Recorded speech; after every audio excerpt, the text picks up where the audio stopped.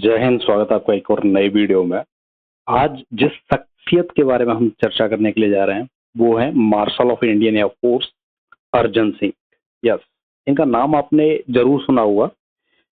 अर्जन सिंह का बहुत फेमस व्यक्ति हैं इंडियन एयरफोर्स की हिस्ट्री के हिसाब से।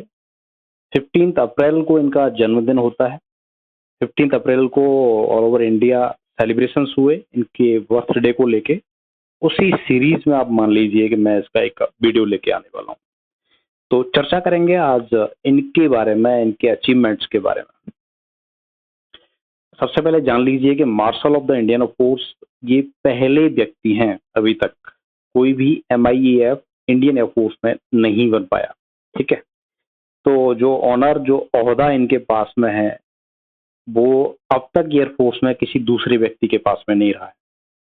एक 5 स्टार रैंक होती है, एयर चीफ मार्शल से भी ऊपर होती है ये रैंक।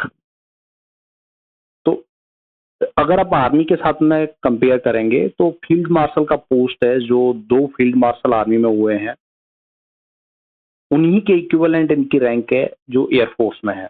तो वो जो गरिमा है इनकी, आप समझ सकते हैं किस तरीके की एक पर्सनालिटी इनकी रही होगी और किस तरीके का करियर इनका रहा होगा इंडियन एयरफोर्स में।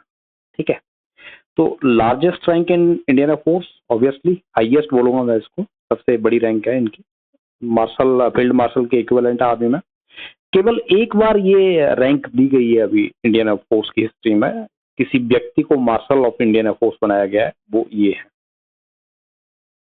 इनका जन्म हुआ था 15 अप्रैल को हुआ था जन्म। यहाँ पे 15 मई जो लिखा हुआ है वो टाइपिंग मिस्टेक आप मान के चलिए।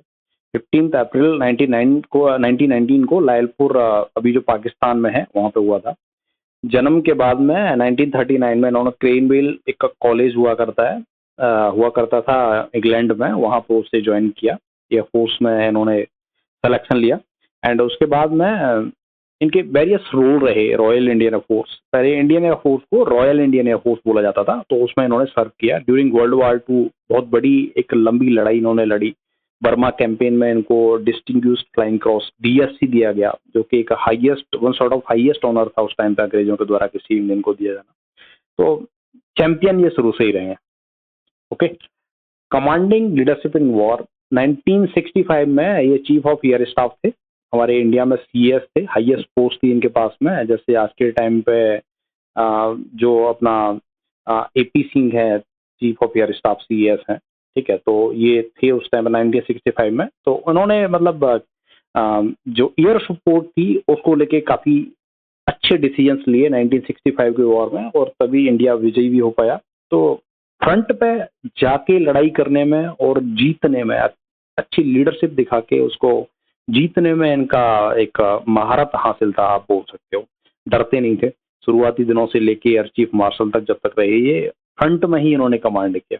ओके, तो इनका करियर माइलस्टोन आप समझ सकते हो कि ये पहले व्यक्ति थे जिन्होंने, अभी क्या है जैसे एयर चीफ मार्शल बोलते हैं ना, पहले नहीं बोलते थे एयर चीफ मार्शल, पहले एयर मार्शल ही हाईएस्ट पर्सन होता था एयरफोर्स को लीड करने वाला 1965 तक।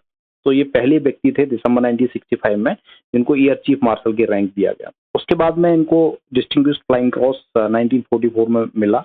बर्मा कैंपेन अंग्रेजों की तरफ से ये लड़ रहे थे, रॉयल इंडियन फोर्स उस टाइम हुआ करती थी। उसमें इन्होंने जो सॉर्टीज, जो लड़ाई इन्होंने जापानीज के खिलाफ लड़ी वर्ल्ड वॉर 2 में, तो उस वजह से इनको उसी दौरान डिस्टिंग्विश्ड फ्लाइंग क्रॉस अंग्रेजों के द्वारा दिया गया। जाबाज थे, बहादुर थे। ठीक है, बाद में 1965 में इनको पद्म विभूषण मिला। आप जानते हैं भारत रत्न के सेकंड नंबर पे जो अवार्ड आता है इंडिया में भारत रत्न के बाद, वो पद्म विभूषण ही है। तो उसके बाद जब रिटायर हो गए तो मार्शल ऑफ इंडियन फोर्स ये बने एंड दिल्ली के लेफ्टिनेंट गवर्नर भी रहे हैं ये, और कई जगह पे डिप्लोमेटिक रोल्स, ये एम्बेसडर जो जैसे होते हैं अलग अलग कंट्रीज में, तो स्विट्जरलैंड एंड और भी यूरोपियन कंट्रीज में इन्होंने कमान संभाली। तो काफी की रोल्स, अहम रोल्स इन्होंने अदा किए अपने पूरे जीवन में। इनका ऑनर, जो मार्शल ऑफ इंडियन फोर्स का अवार्ड है, KR नारायणन जो हमारे प्रेसिडेंट थे उस टाइम पे 2002 में इनको मिला था, जिसमें आप समझ सकते हो मार्शल बनने के बाद में बंदा जीवन भर जब तक डेथ होगी उसकी, वो यूनिफॉर्म पहनने के लिए एलिजिबल हो जाता है। एक बैटन इनको मिली हुई थी, ठीक है। और इनकी यूनिफॉर्म जो होती है वो हर फंक्शन में जाएंगे तो ये यूनिफॉर्म में जाते हैं। जनरली सारे फंक्शंस ही अटेंड करते हैं। तो ज़्यादातर आपने देखा होगा कि मार्शल ऑफ इंडिया फोर्स काफ़ी काफ़ी बुड्ढे हो गए हैं, चलने में भी थोड़ी प्रॉब्लम हो गई थी इनको। एक गार्ड एयरफोर्स के ऑफिसर्स इनके रहते थे साथ में, तो तब भी ये यूनिफॉर्म में जा रहे हैं। एंड एपीजे अब्दुल कलाम जी जब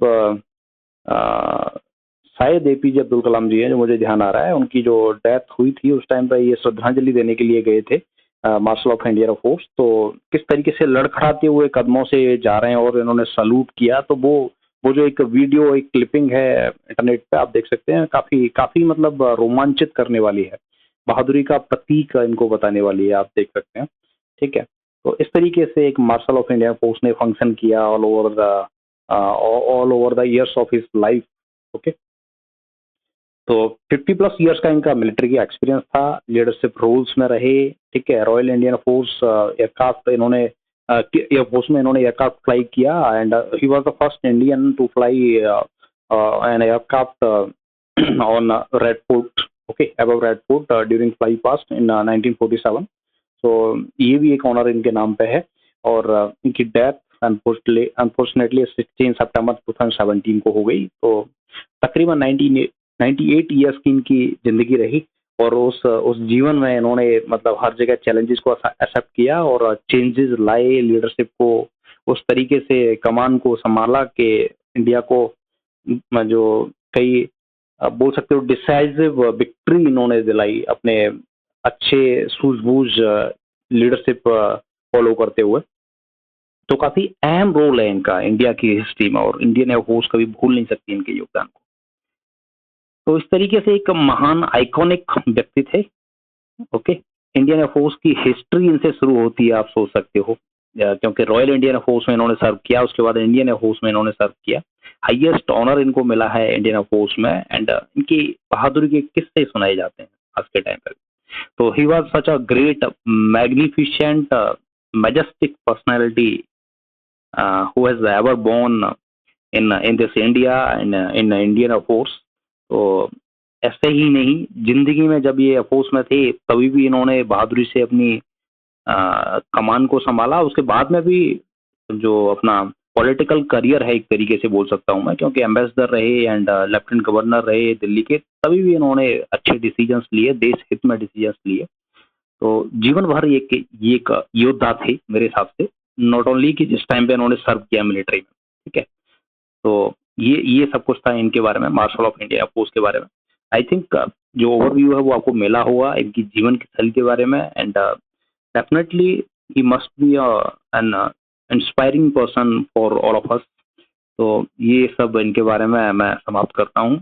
और आपको जानकारी अगर लेनी है इनकी जीवन के बारे में तो आप इनको गूगल कर सकते हैं, बहुत सारी जानकारी इंटरनेट पर अवेलेबल है। बट आई थिंक ये एक शुरुआत थी, एक मुहिम थी इनकी जीवन शैली को टच करने की जो मैंने टच किया है। Okay, so if you are having any point regarding this, you can comment in the comment box and